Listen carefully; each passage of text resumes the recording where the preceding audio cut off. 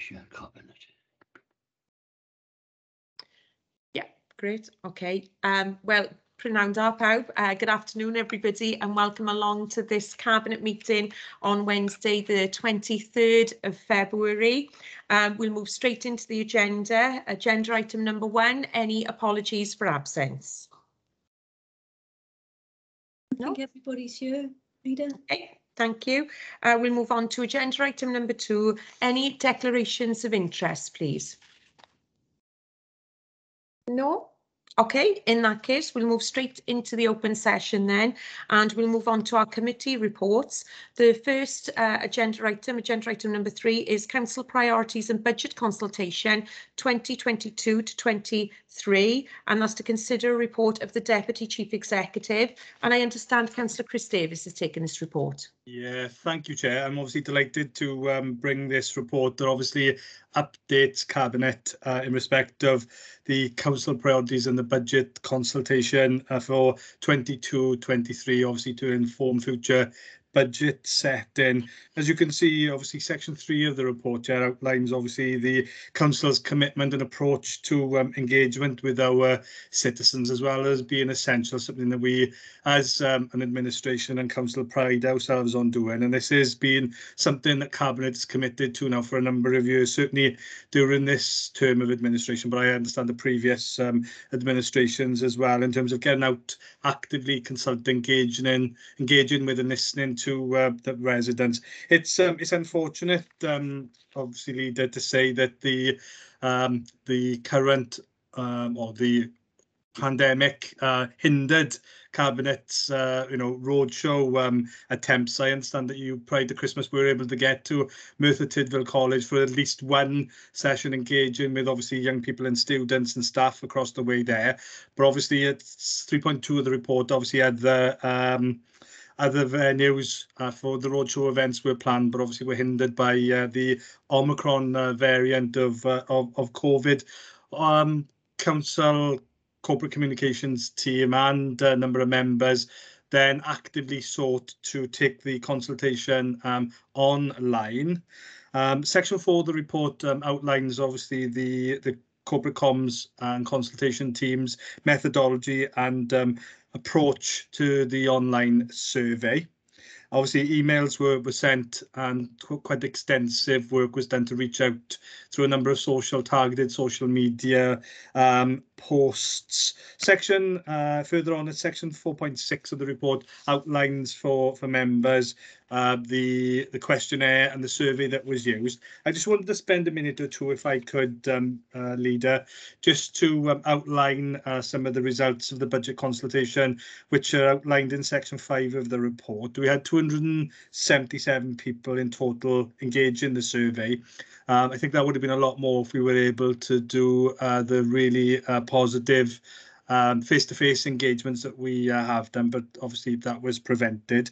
We of 58% of the respondents, so that's 101 people, advised that we should maintain as many services as possible at the current level, even if that meant a reasonable increase in council tax. So 240 people, that's 86.64%, concluded that a lower than or equal to 3.55% in respect of level council tax for next year could be maintained in terms of continuing services. In respect of the little tokens that we used to give out at the consultations, people were asked to rank and rate and prioritise council services, and I think it's fair to say there wasn't very much in it at all, really, but there were, not surprisingly, some 3 top-ranked services. So it's like a bit of a drum roll now, and it's like I'm opening an envelope for a grand prize at the Oscars or something. But it's no surprises in terms of obviously where we've been during lockdown, numbers of people who've been at home. Refuse and waste came in at top at 87.98%. That's 227 people. We have a joint second place, and that's highways and infrastructure and schools and education, both at 81 98.40%, totaling 210 respondents. And then adult social care just pipped children's social care in the third spot at 76.74. That's 198 respondents. But I think it's fair to say there's not much in all of them, and all of the services, you know, are deemed as important to the residents of the county borough. So, Leader, in terms of moving to the recommendations, and just before that, I just want to put on record, you know, my thanks and Cabinet's and Council's thanks to the residents who have endeavoured to take part and share their views with us. I think it's important. We pride ourselves on being a listening council, and I'd like to thank all the staff, particularly those in corporate comms, who worked hard to pull this together and to take us through the budget consultation process. It's important, and fingers crossed, hopefully next year we'll be able to get back to that really important and enjoyable face-to-face interactions. So the recommendations are contained to 2.1, that the results of the council priorities, the budget consultation and the council tax exercise be received and considered, and subject to questions and comments. Leader, I so move. Excellent. Thank you, Councillor Chris Davis. And do I have a seconder to that, please? Happy to second that, Chair. Thank you, Councillor Thomas. Okay, some really good pertinent points put across there by Councillor Davis as well. Have we got any other questions in relation to this item, please? No? Okay. Are there any comments in relation to this item, please? Councillor Geraint-Thomas. Yeah, thank you, Chair.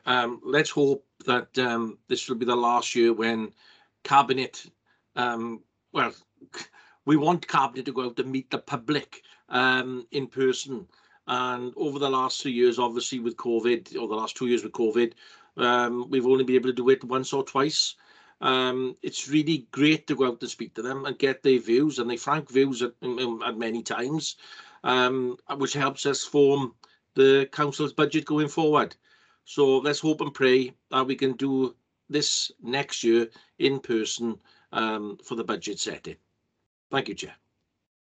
Thank you, Councillor Thomas. And I think that is vitally important, isn't it? We did try and endeavour to do it when we just had that little ease, that little opportunity, you know, but sadly then, as Councillor Davis said, Omicron came along. But, you know, hopefully we're moving in a more positive direction now. So thank you for those comments.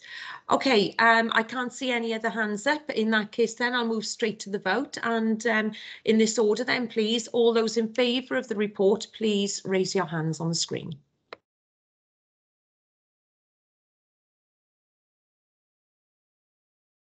That's complete, Chair. Thank you. OK, so just take a moment to lower your hands. OK, agenda item number 4 is if there is any other business deemed urgent by myself. There isn't. So what I'll do is I'll move on to agenda item number 5, and that is to ask for a vote to allow an exempt item to be discussed, please. Can I have somebody to move? Yeah, Chair, I'm happy to move section 100 for closed session. Thank you, Councillor Davis. Do I have a seconder? Yeah, happy to second that, Chair. Thank you. Monitoring officer, please remind me, do I take a vote on the section 100? I do, don't I? OK. All those in favour then of a section 100, please raise your hand. And again, that's carried, Chair. OK, thank you. Just take a moment to